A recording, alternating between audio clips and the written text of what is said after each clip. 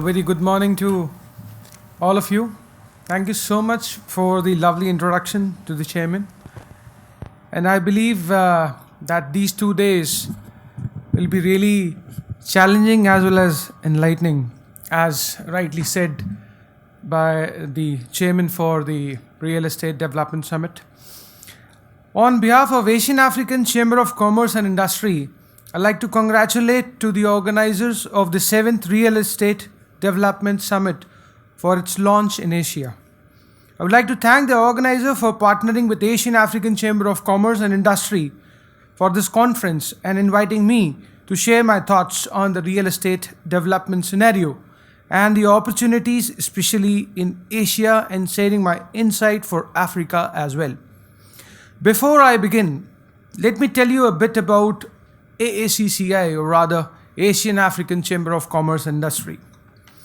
Asian African Chamber of Commerce and Industry was conceptualized in the year 2015 by the presidents and representatives of various Chamber of Commerce and professionals of high repute from the entire Asian African community.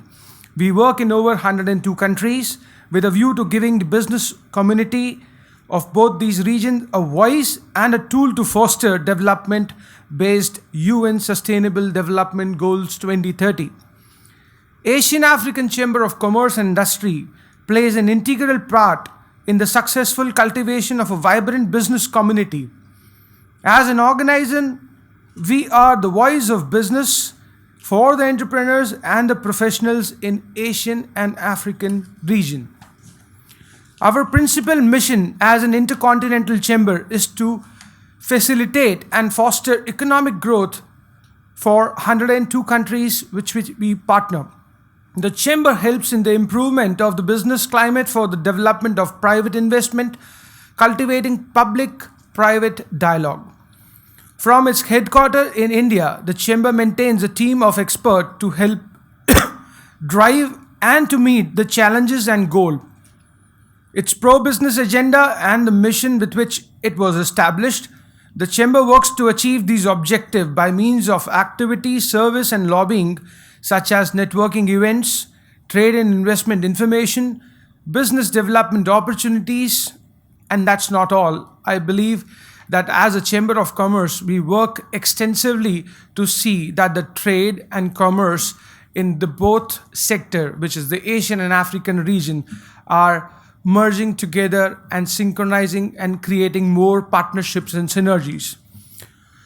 Friends, real estate as an asset class has always attracted investors' attention, growing interest from region and foreign institutional investors, along with the hunt for yield, have fueled the growth of private equity and the real estate sector at an exponential rate in the last 5 years.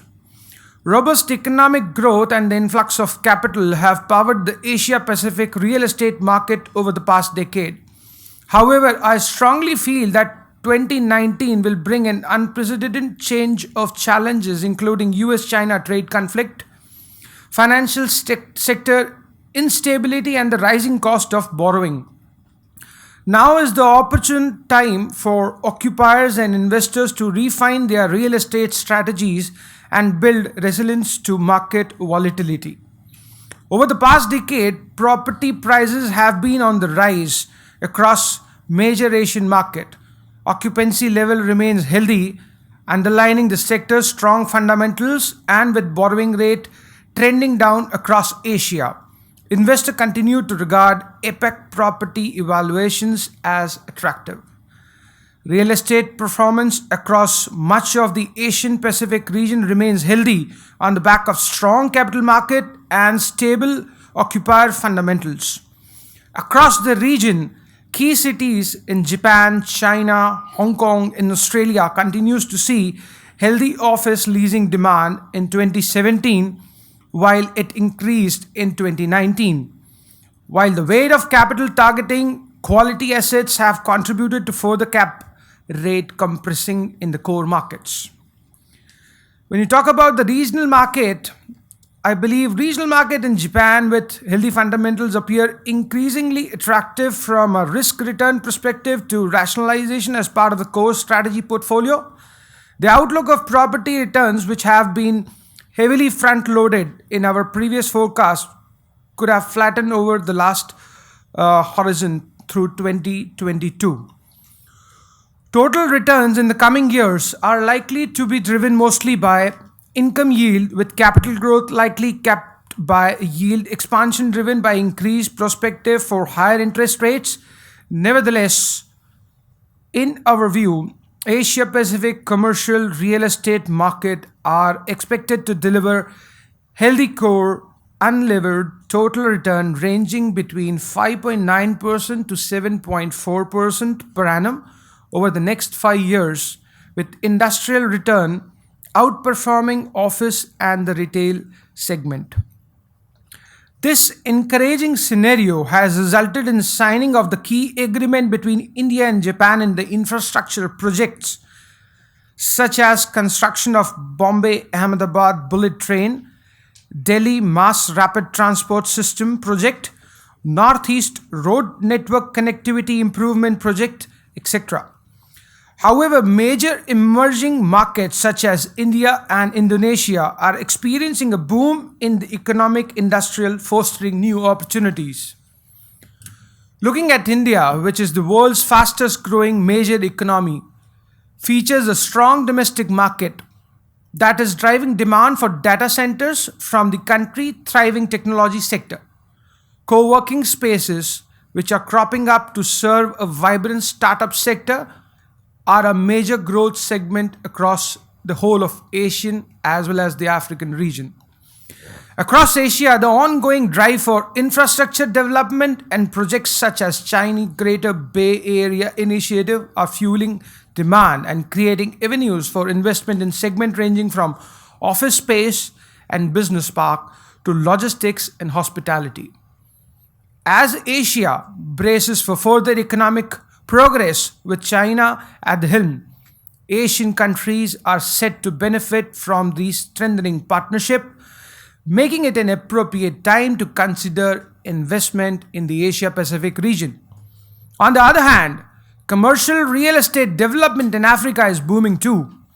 Rapid urbanization, a wealthier population, and a rapid growing middle class, relocation of businesses and travel to Africa for business and tourism are driving demand for new and modern office, hotels, and retail malls. Development is not uniform across the continent, but the appetite for developers and lenders is becoming broader. Development in Africa is not without its difficulties, however, and there are hurdles to come when investing or financing in the commercial real estate development. Ghana, Nigeria, and Kenya are currently the most active jurisdiction development in these countries, which is focused primarily around the urban centers of Accra, Lagos, and Nairobi, both in the inner cities and out of town development. Excuse me. Across Africa, there is an expanding population, and in particular, a young population that is increasingly brand conscious. Despite the strong economic growth and potential opportunity within the real estate market in the African region, international real estate investors still face numerous challenges, and these challenges are political risk, banking risk, structural risk, and property market transparency risk, currency risk, ownership structure risk, civil and environmental research, legal risk, and the country risk generally. As a chamber, advise the real estate fraternity to access opportunity to reflect a broader range of risk, think globally, understand the underlying economy of cities, and decide how and where to compete. Collaborate with government to enable economies and social progress, and factor technology with sustainability into asset valuation. Technology has great potential to transform real estate asset managers' own operations. They will make far more use of mobility technology that facilitates telecommuting while also embracing data management techniques such as data warehousing. Friends, in order to prosper in real estate new world, lending industry players such as managers, developers, and the investment opportunity need to make sure that they have the right capabilities and qualities. A global network with local knowledge and good government relation, cost management and scale, specialist expertise, innovation, and the right set of people, I believe these challenges will be very, very easy for all of us to achieve. I would appreciate the efforts of GBB Venture for curating an interesting B2B event in the real estate industry, which allows the collaboration and opportunity to network meaningfully, as it highlights the common pain points that pliers and the suppliers and the project holders across the region. This 2-day event will have a combination personalized face-to-face meeting, purposeful networking session, varied investment opportunity, along with impactful knowledge session and panel discussions. Last but not the least, I am pleased to welcome you all personally to join our chamber, which is dedicated for improving the business climate as well as advocating on behalf of the members and offering educational support through seminars, publication, and business planning, also mentoring. We are the chamber and we are very excited to collaborate. To make the most of your membership, I strongly encourage you to get involved and participate in the activities of the chamber in the coming time. I wish you all a result-oriented deliberation in these 2 days. Thank you all.